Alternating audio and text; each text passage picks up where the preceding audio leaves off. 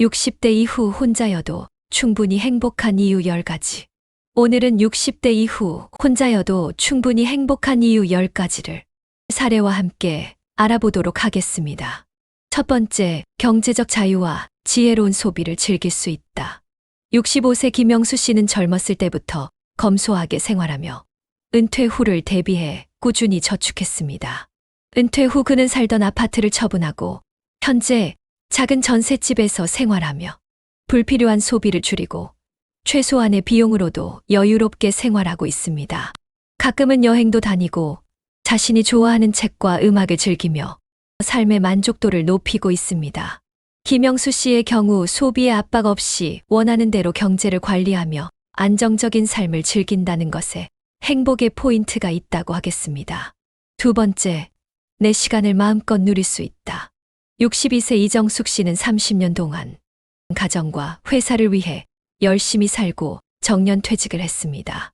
은퇴 후 예전부터 하고 싶었던 그림을 배우기 시작했습니다. 처음에는 동네 문화센터에서 수업을 들었지만 점차 실력이 늘어나면서 개인 작품을 전시회에 출품하는 수준까지 도달했습니다. 이제는 자신만의 그림 스타일을 찾아가며 그림 그리는 시간이 가장 행복한 순간이 되었습니다. 이정숙 씨는 이제는 내가 주인공, 남을 위한 시간이 아닌 온전히 나를 위한 삶을 살 수 있다는 것이 요즘 그녀를 가장 행복하게 하는 부분이라고 합니다. 세 번째, 꾸준한 건강관리로 활력 있는 삶을 유지할 수 있다. 꾸준한 운동에 바탕을 둔 건강관리가 삶의 질을 높이는 핵심 요인이라는 건 이제는 누구나 다 알고 있습니다. 그러나 젊은 시절에는 무엇보다 과중한 업무 처리가 최우선이었고 자신의 삶이나 건강은 늘 후순위로 미뤄지기 일쑤였습니다. 68세 박정우 씨의 경우도 이와 같아서 은퇴 후 몸 상태도 안 좋고 정신적으로도 무기력해질까 걱정돼 운동을 시작했습니다. 처음에는 동네 공원에서 가볍게 걷기부터 시작했지만 점점 더 건강이 좋아지면서 본격적으로 요가와 등산을 배우게 됐습니다. 지금은 일주일에 3번씩 등산을 하며 산악회 친구들과 교류도 하고 몸도 더 건강해졌습니다. 오히려 은퇴 전에 늘 성가시게 하던 관절 통증도 사라지고 생활에 활력이 생겨서 진정한 해피 은퇴 라이프를 즐기고 있습니다. 박정우 씨는 나의 행복 포인트는 규칙적인 운동과 건강한 생활 습관으로 활기차고 자유로운 삶을 살 수 있다는 것이다 라고 말합니다. 네 번째, 관계의 스트레스에서 자유롭다. 인간사 자체가 관계사이고 실제 업무나 일의 강도보다 인간관계가 힘들어 이직을 하거나 심지어 퇴사까지 고려하는 경우도 많습니다. 이와 같이 관계에서 오는 스트레스는 상당합니다. 그러나 은퇴를 기점으로 그러한 관계망에서 자유로울 수 있으므로 은퇴가 진정한 자유로 언급되는 이유이기도 합니다. 64세 최순희 씨는 과거에는 가족과 주변의 기대에 맞춰 살며 원하지 않는 모임과 행사에도 참석해야 했습니다. 하지만 지금은 더 이상 원하지 않는 인간관계를 유지하지 않고 진짜 편한 사람들과만 소통하는 삶을 선택했습니다. 그녀는 동네 도서관에서 혼자 독서를 하거나 친한 친구들과 가끔 여행을 다니며 스트레스 없는 생활을 하고 있습니다. 최순희 씨의 행복 포인트는 무엇일까요? 바로 불필요한 관계를 끊고 진짜 원하는 사람들과만 함께할 수 있다입니다. 다섯 번째, 새로운 도전을 통해 성취감을 얻는다. 70세 강민호 씨는 스마트폰을 잘 다루지 못했지만 손녀가 유튜브 활용법을 알려준 후 여행 영상을 찍어 올리는 유튜브 채널을 만들었습니다. 막연히 신기술이라 너무 어려울 거라 생각하여 아예 엄두를 못 내고 있었지만 손녀의 설득으로 하나하나 배워보니 별거 아니었구나 하며 스마트폰 삼매경에 빠졌습니다. 처음에는 단순한 취미였지만 점점 구독자가 늘어나고 젊은 세대와 소통하는 기쁨을 느끼게 되었습니다. 이제는 직접 편집까지 도전하며 새로운 기술을 배우는 재미와 성취감을 느끼고 있습니다. 강민호 씨는 당당하게 말합니다. 나이는 숫자일 뿐 새로운 도전을 하면 얼마든지 삶에 활력을 불어넣을 수 있습니다. 라고. 여섯 번째, 원하는 라이프 스타일을 선택할 자유가 있다. 67세 신미경 씨는 서울에서만 평생을 살았지만 더 이상 도시의 복잡한 삶이 싫어 제주도로 내려가 조용한 삶을 시작했습니다. 아침에는 바다를 보며 산책하고 낮에는 작은 텃밭을 가꾸며 자연과 함께하는 생활을 즐기고 있습니다. 서울에서는 상상도 못했던 여유로운 삶을 찾았고 이제는 누구의 눈치도 보지 않고 자신만의 라이프 스타일을 만들어가고 있습니다. 이 경우의 행복 포인트는 단연코 원하는 환경에서 자유롭게 살아갈 수 있다의 것입니다. 7번째, 여행과 다양한 경험이 가능하다.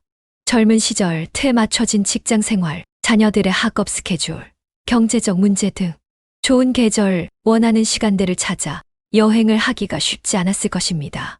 그러나 60대 이후의 경우 대부분 이러한 제약에서 자유로울 것입니다. 66세 정서구 씨도 은퇴 후 드디어 오랜 꿈인 혼자 여행을 시작했습니다.